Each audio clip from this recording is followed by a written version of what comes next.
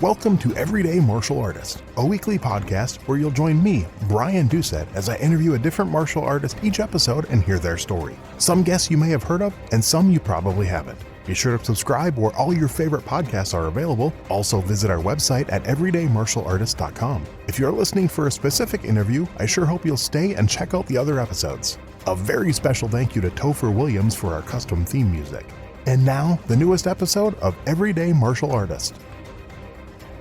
Everyday Martial Artist is brought to you by KOOnline.com for all your martial arts needs. Sparring and safety gear, rank belts, uniforms, weapons, patches, and more. Wholesale supplies made by martial artists for martial artists. Visit us today at KO-online.com. Hello and welcome to the newest episode of Everyday Martial Artist. I'm your host, Brian Doucette, and today we have special guests sitting in the studio with us, Dylan Spicer. He's the owner of the Academy of Combat Arts in Fargo, North Dakota. How are you doing today, Dylan? Doing great, Brian. Thanks for having me. So for a lot of people who may not know who you are and know your background, first of all, where'd you grow up?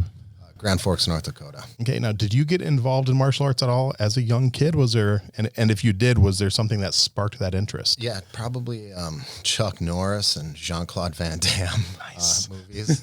And I believe I made it to like green belt in Taekwondo when I was a kid, and for whatever reason that kind of faded away and didn't reignite my passion for martial arts until I was about 19. So. Now, did you wrestle in school also? No, I was. You didn't? No, hockey and tennis. Oh yeah, wow. Tennis. Yes. Okay. Yeah. We'll have to talk about that sometime. I'm a big tennis fan. Oh, so really? Awesome. Yeah, maybe I'll start a tennis podcast too. Oh man, we have something now because I don't meet any tennis people in this town. Nice. I love tennis. Actually, that's cool. Whole other conversation there. Okay. All right. Cool. So, any specific Chuck Norris or Van Damme movies jump out that you remember? I actually kickboxer, obviously. I just watched Bloodsport about 2 weeks ago again. So yeah, that was gonna be next. And then I'm trying to think, is it like MIA with Chuck Norris? I can't remember. Oh, Missing in Action. Missing in Action, right? Like yep. That was one. And I watched Delta Force about a week ago too. So that was pretty good. Chuck and Jean-Claude and Steven Seagal, all those guys in the 80s had some great movies. So that's kind of cool. So then you said not again until you were 19. What sparked it then? It's a cliche answer, but UFC 1, I didn't pick Hoist to win. You know, like I just didn't. And that really opened my eyes to like, give me a much healthier, viewpoint on what was really effective, you know, in a fight like that. So that really changed things for me. And were you in Grand Forks when that interest sparked? Yes. Yep. I was working at a video store that had all these old VHS in it, and nobody came into the store. So I had a lot of time to watch movies when I should have been studying. But the UFC movies got worn out because I played them so much, and it was like 1 through 20 or whatever. And I just fell in love with that at that point. Nice. Sought out some people in Grand Forks, and that was where it all started. So was there an actual school up there at the time, or were you just kind of doing it on your own back then? Yeah, no. There was a bunch of things going on. I initially, a friend of mine, his dad, Ken Mikula, he owns a Taekwondo gym up there. And that was one of the first places I went because I was like, well, I got to learn how to kick. I really want to learn from Ken because I've heard some things about his kicks. So I'm like, I'm going to go there. And I know his sons and both of his sons are real tough kids. And they were childhood friends. So that was technically my first instructor. And then Eddie Obregon, he runs. Eddie's great. Yeah, Eddie's very cool. He ran a boxing gym. So I started like, well, now I got to work my hands.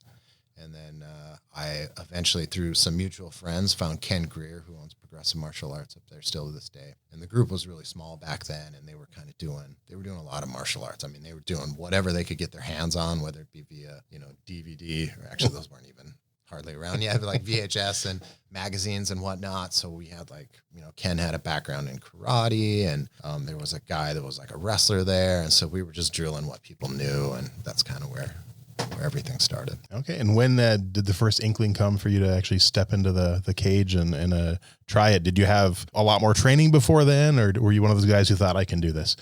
No, I wasn't sold on fighting initially, but then it became something like it was like more of a test, like where I wanted to make sure that what I was doing was working and was it effective.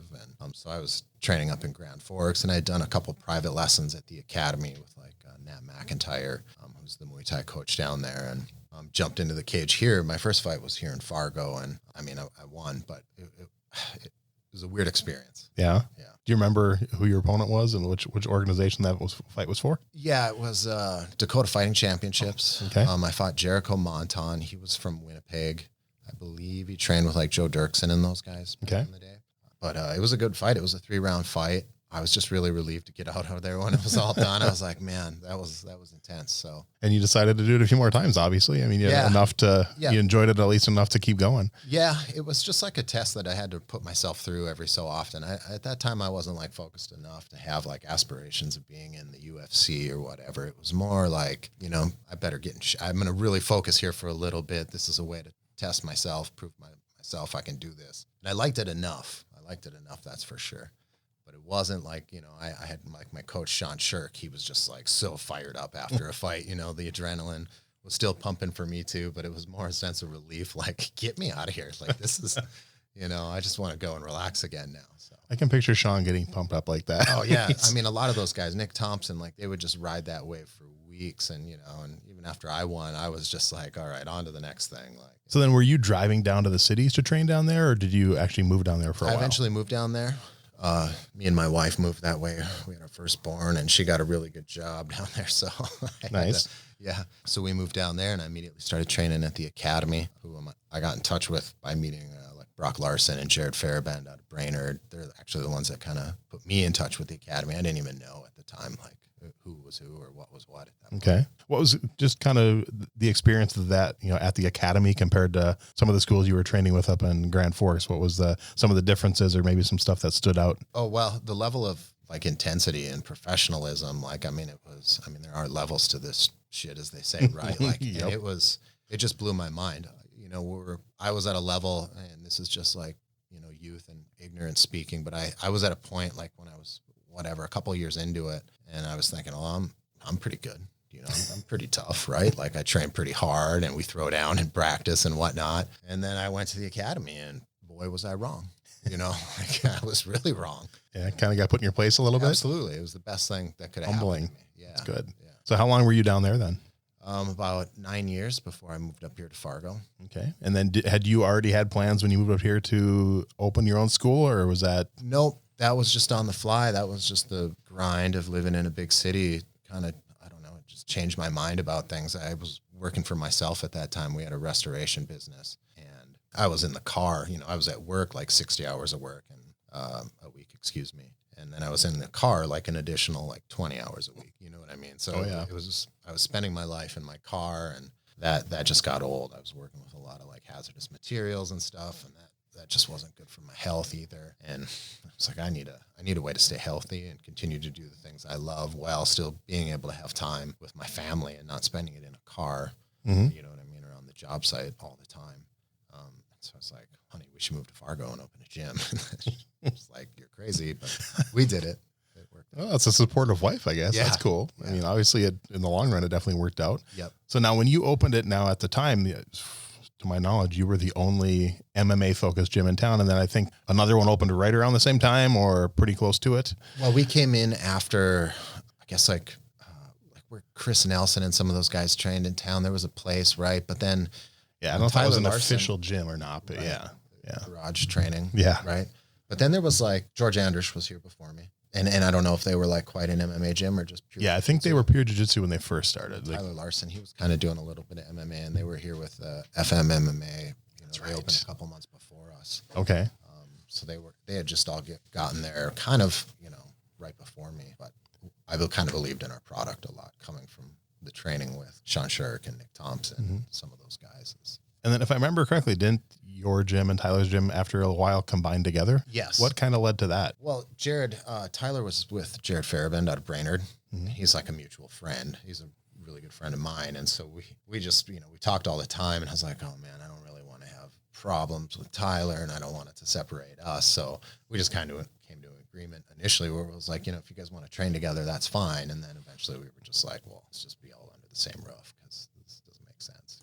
Was there ever any thought of not doing it just so more opportunities for fighting each other in competition, or did that never cross your mind? That didn't really cross my mind because, again, I didn't want to have problems with friends. I didn't want there to be like some competitive, I don't know. I respected Jared Farabend a lot, and I was like, I I don't want to fight your guys right now. Like we were training partners at the academy. And so I didn't want to make, enemies out of friends and stuff like that.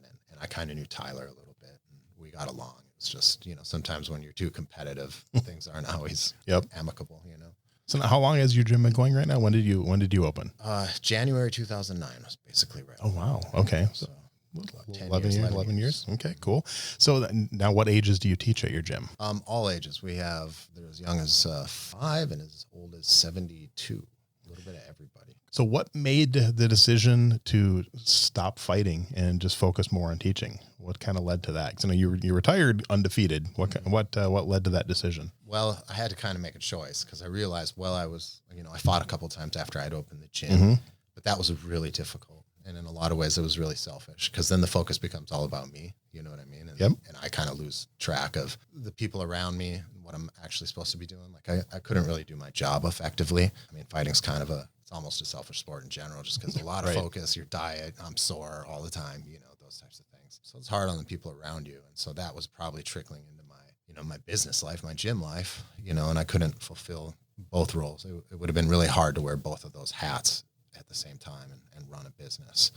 Fighting's got a lot of stresses, and owning your own business has a lot of its own stresses. Yes, it does. Yeah. With those couple fights you did after you opened the gym, did it ever come into your thought about what if I lose? How will that affect my gym? Was that ever something you thought of, or just no? Oh no, absolutely. Yeah. Okay. That anytime you put yourself out there, even if you didn't own a gym, those types of things like, well, my family's here. What if I lose in front of them? They're not going to respect me, whatever, and yeah, the thought definitely polluted my mind a little bit when I was getting ready for some of those fights. But I was also trying to reassure myself that through everything else I was doing, they would, that it outweighed just like that one loss or whatever. So, so I guess I was, hoping that they respected me enough that I wasn't going to lose them if I, went out there and, got knocked out in 10 seconds or something. Cause True. It happens to the best of them too. Right. Yep.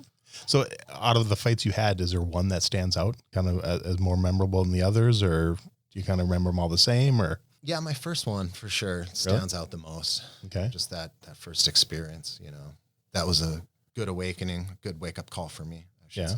That's good. Yeah. So then right now your gym, how many students do you have? For around 150, 160. Oh, wow. Right in there.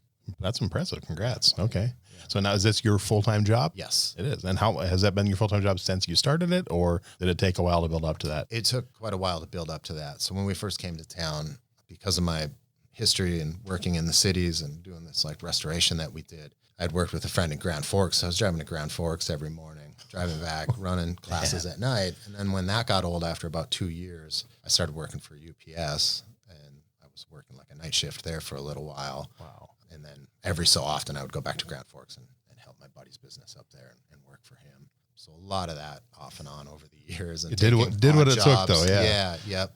And you've had obviously a lot of success. I mean, you've had a lot of your students that have got on and become pretty known. I mean, if I remember, the first one Pablo? Yeah, Pablo and Dane. The first big experience, I guess you could say, was when they both got on The Ultimate Fighter. They both got selected. Pablo ended up losing to get into the house.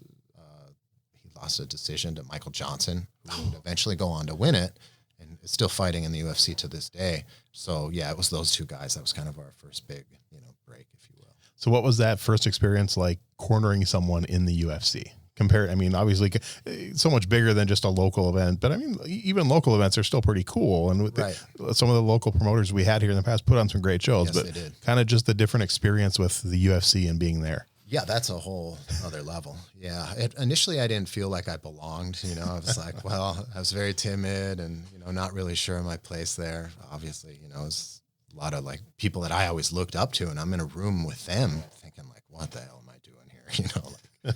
Nice. Not feeling adequate enough. Right. But everyone at that level is really cool. And you come to some of these local shows and there might be a guy like, another cornerman or coach, like kind of mean mugging you in the locker room. And you're like, dude, what are you doing?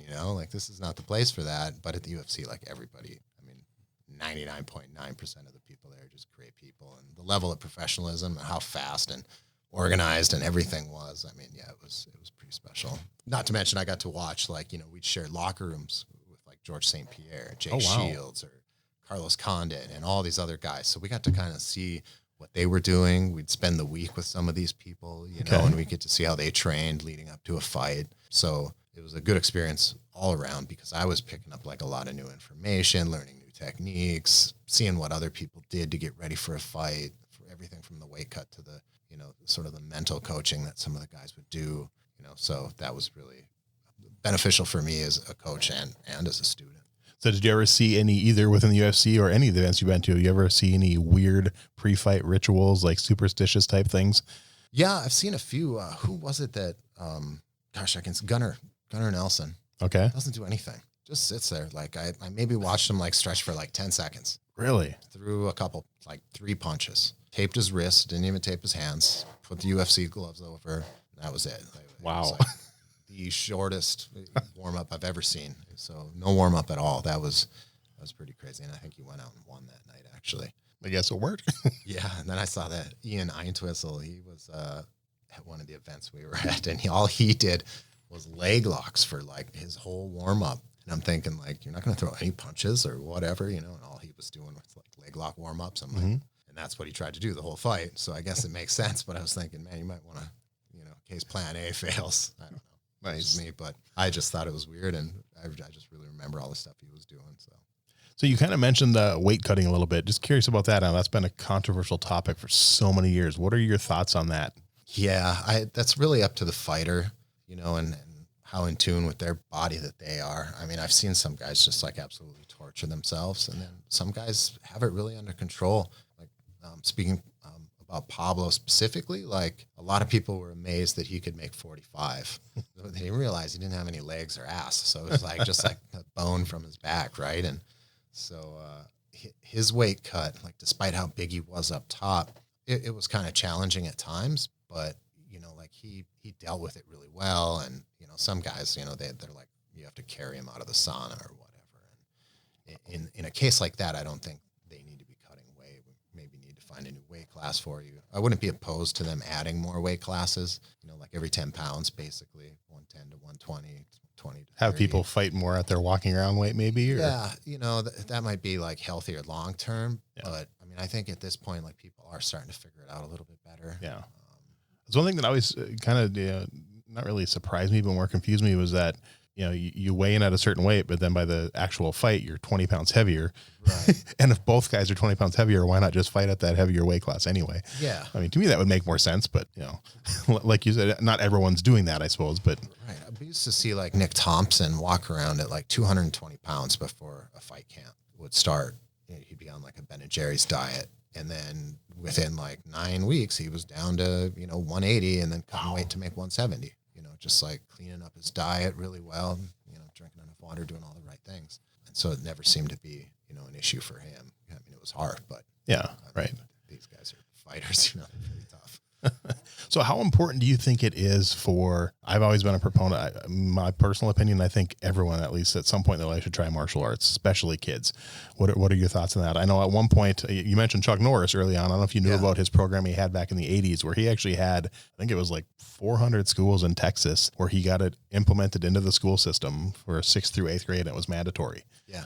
So what would your thoughts on something like that be? Would you like to see more of that being mandatory martial arts training? Oh, absolutely. I don't see how that wouldn't be beneficial in any way for any kid, from the you know, some of the most unathletic kids to the most athletic kids. Like, it doesn't matter. It's going to benefit everyone, and it's going to benefit them all in many different ways. You know, I wish that our school system would implement, you know, some martial arts training or whatever into, you know, their phy ed curriculum or whatever. I tried about 10 years ago, actually. Had a proposal to the school board for Ben Franklin Junior High because I was working with a teacher there who had a program of at-risk kids and stuff, and I actually pitched the idea to her, and she loved it. Yeah. And vice principal even loved the idea, but school board wouldn't budge. They thought it was, you know, too many risks with insurance and stuff. And yeah. Unfortunately. Yeah, if they get the wrong idea about it too often, they think it's just going to be us, you know, beating the crap out of each other. Fight club. Yeah, fight club. And it's not. It's like, we're going to control the kids. We're going to make sure to the best of our ability, they're not going to get hurt. Obviously, sometimes things can happen, but it's like, we're not going to let them bare knuckle box, you know? And I think that's what some people think. Yeah, I wish it was a part of our everyday lives. Like, it should just be, I don't know. everyone would be healthier. So what are some of the philosophies you've learned in martial arts that you kind of let you, within your everyday life and kind of let that guide you maybe or something? Perseverance, probably the biggest one, just to kind of like stick with it, not bring out your white flag yet.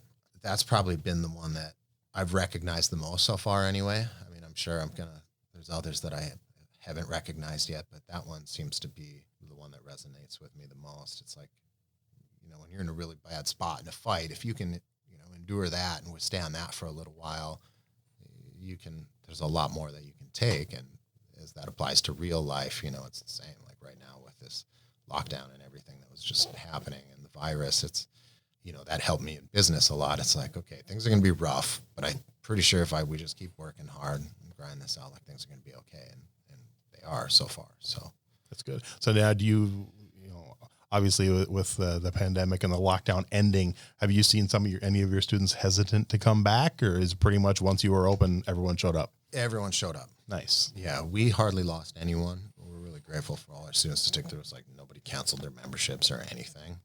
So that was, that says a lot about you and your school too. So yeah, that was really heartwarming. That was really something that we were really blown away by. We thought, okay, we're going to lose like half of our members through all of this. And we did. We lost like 10, and they were all students that were from out of town that once the schools closed, they're like, I'm just going to be moving back to Wisconsin. You probably would have lost them anyway. Yeah, we would have lost them anyway in the summer. So it didn't hurt so bad. But yeah, most people, as soon as we opened the doors, they wanted to all come rushing in. But we kind of had to slow that down a little bit. So then as a parent yourself, if someone approached you, just a general parent, and was looking for advice on what to look for in a martial arts school for their child, what are some of the things you would advise people to look for in a school for a child? And what are some important aspects you think, maybe not specifically just about your school, but just in general? Yeah, well, I would first talk to the parents. I'd probably ask them a lot of questions to see like what they're hoping to gain out of it, or what they want to see out of their kid, or why they want their kid training martial arts.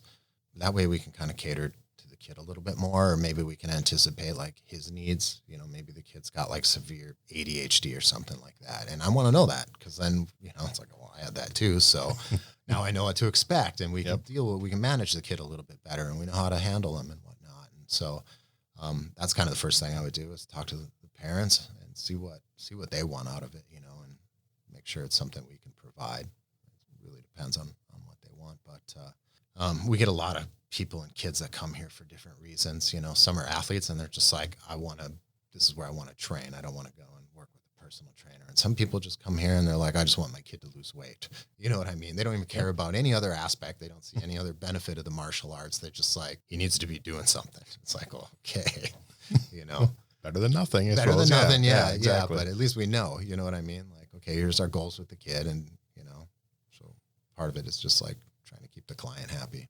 Okay. So just a couple last fun questions to wrap it up. First of all, do you have a favorite martial arts book, either that you've read yourself many times or one that you recommend to people if they ask about it? Yeah. Zen in the Martial Arts by Bill Iams was one of the first martial arts books that I read, and that really blew my mind. And then, like jiu-jitsu books, like Saulo Ribeiro's Jiu-Jitsu University is probably one of my favorite. Just like, there's a lot of pictures in it, but it's like overall, it's a well-written, good technical book.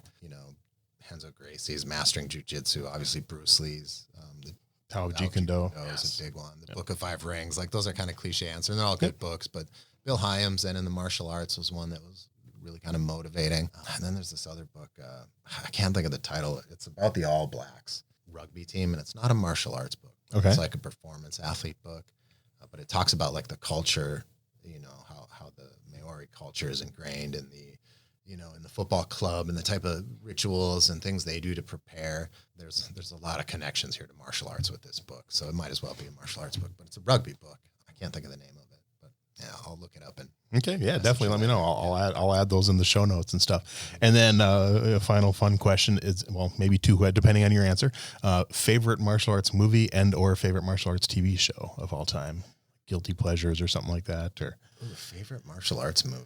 I wasn't ready for that. Most people aren't. That's favorite martial arts movie. There's too many. And you can name more than one if you want, but yeah. I'm torn. It's either Yojimbo or Sanjuro by Akira Kurosawa. They're all black and white. I love Kurosawa. Yes. Yojimbo. I'm going to go with Yojimbo. That's probably my favorite martial arts movie. Okay. And do you have a favorite martial arts TV series? TV series? I didn't really get into not a lot of TV in my life ever. So I didn't get into like any TVs. Power Rangers, Ninja Turtles, stuff like that. Ninja Turtles maybe. You know, they were cool, but again, I didn't get a lot of TV time when I was a kid. Yeah. And on mine, there was one in the early 80s that not a lot of people remember called The Master. And it was only on for one season. Starred Lee Van Cleef and Timothy Van Patten. It was about an old white American guy who was a ninja in the U.S. searching for his son and took this young kid under his wing. Okay. I think Demi Moore was in like the pilot episode. I mean, it was like 83 or something. So The Master? It was called The Master. Yeah. Okay. It's hard to find. I found it on eBay many years ago. So I actually have season one. Obscure. Okay. Yeah, it's that obscure, but it was kind of fun. But I just want to thank you again for taking the time to do this. It's been fun getting to know you and learning about your background and stuff. And like I said, we'll add a link to your school in the show notes, and anything else you want me to add in there, just send me links and I will make sure people hear about it. So awesome. I appreciate it. Thanks again. Enjoy the rest of your day. Thank you. You too, Brian.